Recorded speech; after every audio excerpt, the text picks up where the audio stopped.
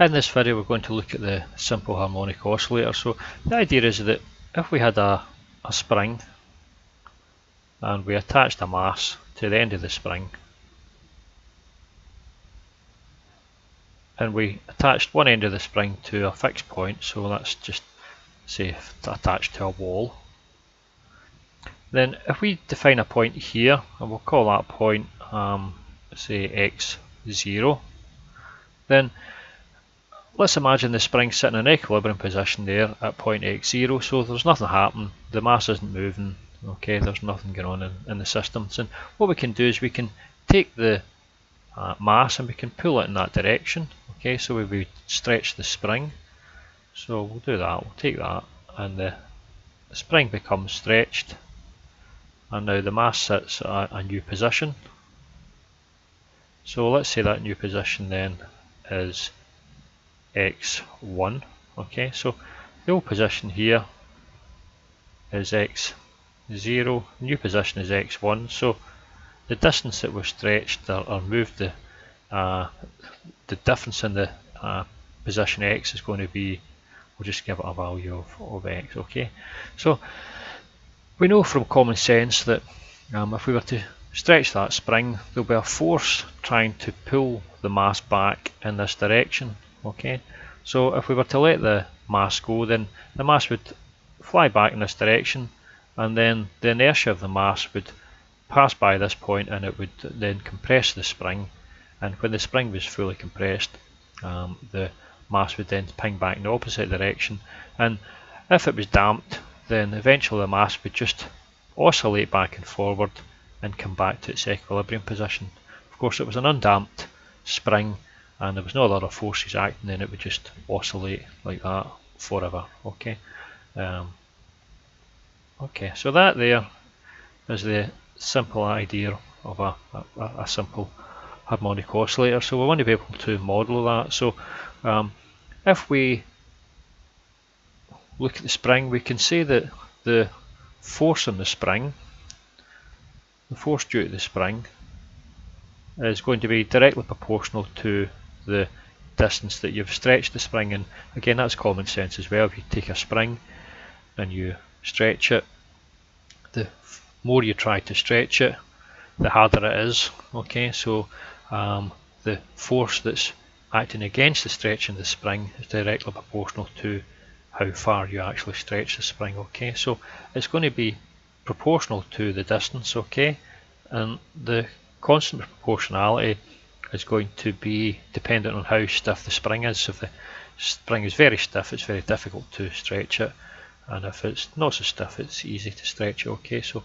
we could call that stiffness value K, and of course the force is acting in the opposite direction to the direction that you're actually stretching it, okay. So it's going to be a negative sign there, okay. So if you were to stretch the spring in that direction there, which is a positive x direction, then the force would be acting on the negative x direction, which is tended to pull the spring back in, okay. So we've got the force in the spring is minus kx, and if you use Newton's second law, we know that force is equal to our mass times our acceleration.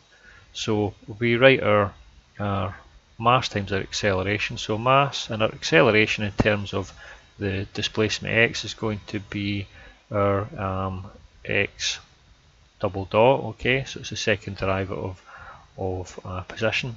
It's going to equal minus kx, and there we have our little differential equation. So what we can write it in a kind of standard form. So we write that in terms of, let's say, x double dot, and if we divide through it by m and we take the kx over to the other side, we'll get x double dot plus k upon our value of m times x equals 0. Okay, so that's us derived the differential equation for a simple harmonic oscillator. So now what we'll do is, again, it's just standard differential equations. So we'll put this into a standard form. So I'll just write that standard form. Okay, so the standard form for that's going to be, I'll put it in terms of d squared x by d t squared plus, now we'll call this k upon n, we'll give it a value, call it a squared x equals 0. Again, this is just in a standard form, makes it easier for solving the equations. Okay, so we can then say that our value a squared is going to equal our value k upon m.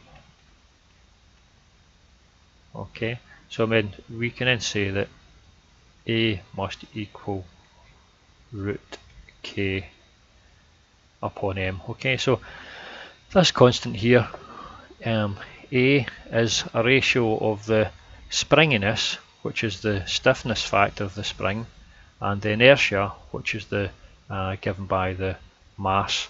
Okay, so the general solution for this type of equation, so I'll just write it, I'll put GS, general solution.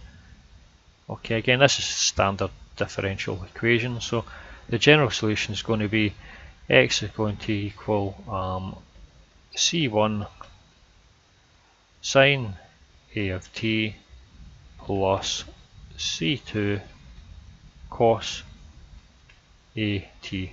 Okay, so that's the general solution, and you can test that out and see that actually works. So you can find the second differential of this here, okay, and then you can add on a squared times this here, okay, and whenever you add both those together, you'll find that that comes to the value of 0. Okay, so now if we put in our initial conditions, I'll just put an IC. I dot C just stands for initial conditions. So the initial condition is at x equals 0. Okay, so x equals 0 is the equilibrium position. Then the velocity of the mass dx by dt must equal 0, so it's not actually moving at that point, and we'll call that at time t equals 0. Okay, so that's the initial conditions. So if you were to put these initial conditions back into the solution here, well, t equals 0. If we put t equals 0 into that there, then this sine at, that's going to be equal to 0. Okay, and our value of, so it means that the value c1 must equal 0. Okay, so c1 must equal 0, and if we put in the value for 0 for t here, then cos at will be 1. Okay, and in which case x equals x0, so you just have our c2 will equal our value of x0. So we'll just have c2 equals x0. Okay, so it means that we can then simplify that and write it.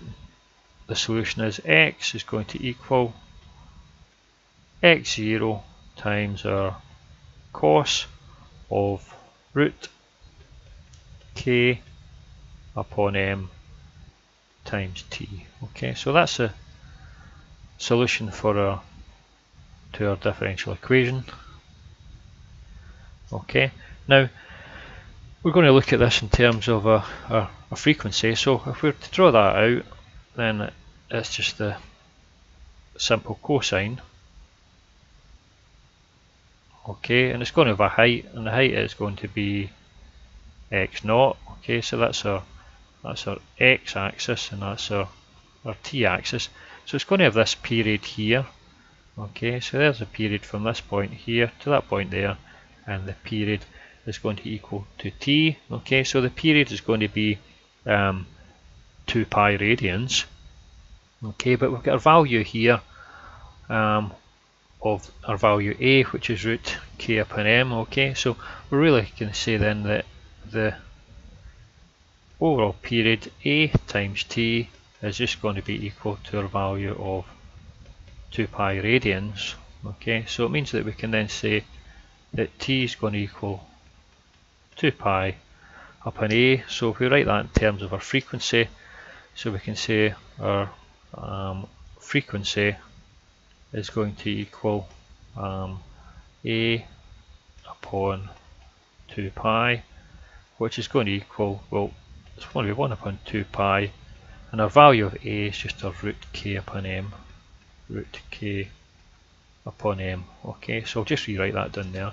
So we can say that frequency is going to equal 1 upon 2 pi root k upon m.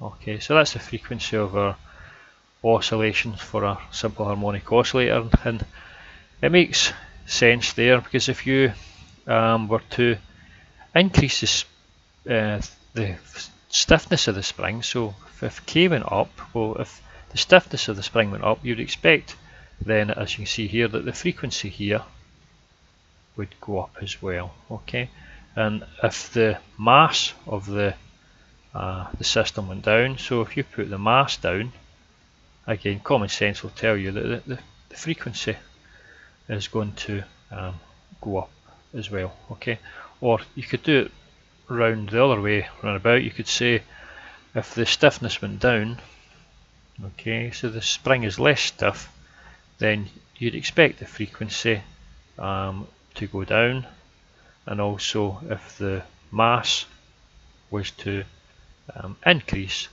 you would expect the frequency to go down as well. Okay, so that there kind of tells us the common sense, what we expect to happen in terms of common sense, and we can see that that fits in with this equation here as well. Okay, so that's the first part of this talk about harmonic oscillators. Now we're going to go on and we'll look at it in terms of a damped harmonic oscillator. Okay, so we'll go on and do that next. Okay, thanks for listening and goodbye.